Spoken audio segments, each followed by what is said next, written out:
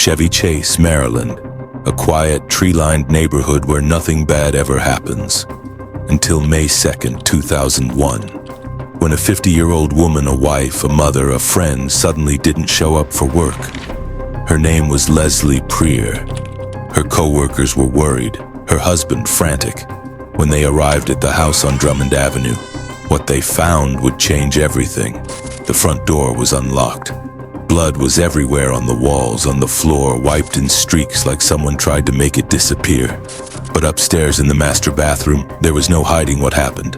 Leslie Prier lay face down in the shower, beaten, strangled. The water was still running.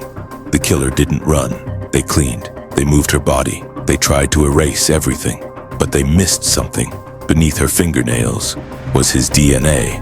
A violent struggle had taken place. She fought back, but when the sample was entered into the national database, nothing. No match, no face, no name. For more than 2 decades, the case went cold. But here's the part that will keep you up at night. The killer wasn't a stranger. He had been inside that house before. He knew Leslie, and he knew her daughter. In fact, he had sat across from her family at the dinner table, smiled at them, lied to them, and walked away thinking he got away with murder. This is the story of a perfect cover-up, a trail of blood hidden in plain sight, and the identity of a killer that would take 23 years to uncover.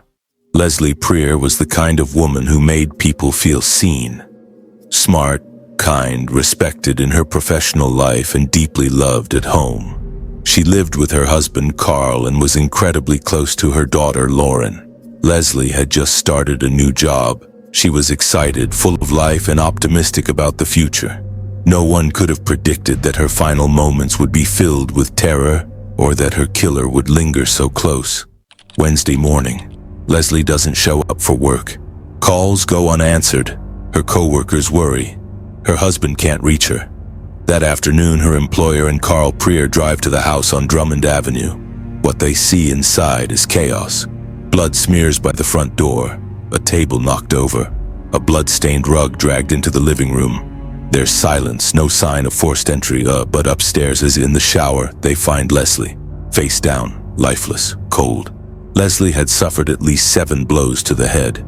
Her neck bore signs of violent manual strangulation. There were bruises on her arms, torso, and deep tissue damage to her skull, as if her head had been slammed against the sharp edge of baseboards. The killer had run water over her body, cleaned surfaces, wiped floors, but the cleanup wasn't perfect. Police collected DNA swabs from across the home, the foyer, the kitchen, the bathroom. And one critical detail stood out: foreign male DNA under Leslie's fingernails. The struggle had been personal. Police canvassed the neighborhood. They interviewed friends, family, co-workers. Every male known to Leslie or her daughter was tested.